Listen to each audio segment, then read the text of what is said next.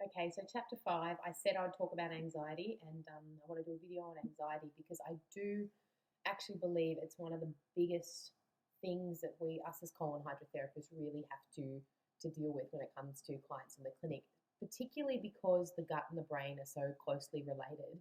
You'll quite often see a lot of people with gut issues are also suffering from anxiety, and I just think in the world that we live in today, with everything that's going on, anxiety is just prevalent, like just prevalent, and for so many different reasons, like the amount of technology and EMFs we're exposed to, people who are eating animal products, which is like everyone except for us, um, those animals are slaughtered when they're highly anxious. So you're eating all of those hormones and all of those things on a daily basis, and not only that, they're getting stuck in your gut and just rotting. So the level of anxiety, which is now almost like I would call the new normal for people, is quite high. So you see a lot of functioning adults out there that have great jobs and families and this and that, but they're actually suffering quite deeply from anxiety, and they probably won't share about it. A lot of people won't put it on the form. They could even be taking medication for it and just think, oh, well, I'm medicated, so therefore it's taken care of.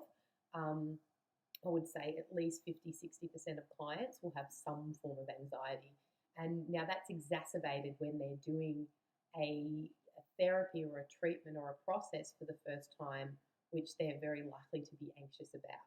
So we really have to be psychotherapists in a way of helping people manage their anxiety and supporting them through their anxiety, just as like a new level of operation for people.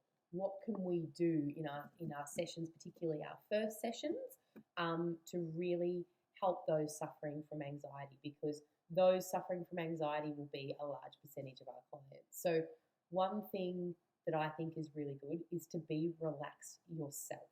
If you're anxious about something or thinking about something else, then you're really not in the present moment. So anxiety is when our mind is stuck in the present. Depression is when our mind is stuck in the past. So, anxiety is when our mind is stuck in the future. I'm that far in the present. Anxiety when our mind is when our mind's stuck in the future. We're worrying about what if, what could happen, the possibilities, things that haven't even happened yet. And depression is when our mind's stuck in the past. So we're dwelling on the past, what happened in the past, and we're replaying something over and over again. So I would say a very, very, very large percent of the population live either in the present, in the future, or the past, and they're just oscillating back and through depression and anxiety, depression and anxiety. Something that Tony Robbins calls the crazy eight. They just go on this loop between these two poles of just craziness, and they never actually stop in the middle in the present moment and just think, right now, everything's okay. And so if we can come from that point of the present, in the present moment, just going, right now, everything's great, everything's okay, you're safe, you're supported, we live in the moment of infinite possibility, somehow they'll subconsciously pick up on that, and they'll see that you're really kind of just grounded and steady, and that will help them.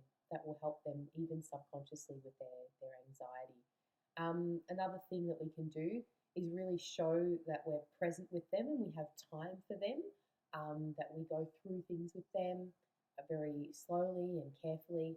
One thing we need to be aware of with people with anxiety, they're often so in their head thinking about things, they're not actually listening to you and to the instructions that you're giving them. So you can never actually assume that they've heard or understood you because they're thinking about all this stuff going on. So it is really, really quite tricky. So repeating things over again, demoing things, like we always demo how to get on the machine. I know this sounds so ridiculous, but one thing that actually happened to me many years ago when I worked in another clinic, another therapist I was working with told me that he went into the room to check on a client and she'd actually gotten on the colonic machine backwards. And like he laughed about it. He goes, oh, how stupid was she? And I thought, actually, how stupid are you not even being able to tell your client how to get on the machine properly? And I think it was an issue with language. He said that she was foreign.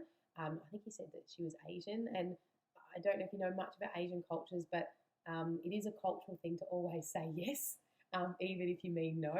And so I think he went, blah, blah, blah, blah, blah. This is how you do it. Shove the tube in, cover yourself up. Do you get it? And she went, yes. And so he left her alone to do it. And she ended up getting on the machine backwards, which is really poor communication on the therapist's behalf. So we have to be super clear and super slow and careful with our communication, particularly when there's somebody who has English as a second or a third or a fourth language. Just really just taking it super slow, explaining it twice, even saying, oh, do you want me to do it again? Do you want me to show you again? This is how much it needs to go in, or this is what's going to happen, or if you need anything, press the button. Another thing that I always tell my therapists is it depends on the equipment that you're using, but for us in our clinic, always show the client how to turn on and off their own machine. And make sure if they can't turn it on, they can't have a colonic, because if they can turn it on and off, that at any point in time, if they're uncomfortable, they just turn the machine off. So they're in control of their own session. And often giving people with anxiety their control back can actually help them feel more in control, more safe, more grounded, and less anxious. So really, the more information the client has, the more empowered they'll feel and the safer they'll feel. Hence, less anxious they'll feel in their session. Also, asking questions to bring them back into the present is always a good thing. So really talking about things that are relevant in the present. So try not to talk about what happened during the day or what they're doing tomorrow in their first session. I know sometimes it's really easy to get chatty with a client, especially when you connect with them. But if you bring it back into the present, what we're doing right now and what they're doing and how this works in this present moment, that can also bring them back into the present and make them feel more calm and more relaxed. And make sure your mind is always in the present during your interactions with someone with anxiety as well. Don't think about, what you've got to do after you've left the room. Don't think about, what they might be thinking. Just think about exactly what's happening in that present moment, and that can help us with people with anxiety. But definitely, if they've got anxiety, check on them more. Let them know that you're there for them. Remind them that they can ring the bell when they need anything. Remind them how to turn the machine on and off. Ask them if they're comfortable. You really give them their power back in the treatment, and that can often help cruise through these sessions a little bit easier. If you've got any more tips and tricks for dealing with clients with anxiety, post them below, because I think it really is a big issue for therapists these days, because it's just more and more prevalent with people. Quite often people have had a busy day at work, picked the kids up, dropped them off, got a babysitter, drove in traffic, and then come to their healing colonic session, and they're not coming in a place of chilled out, relaxed stuff. So it really is a lot of work to bring a client from that place, how they come into the clinic, to a place of being still and present during their session. It's a lot of work. So the more tips and tricks that we have, the better.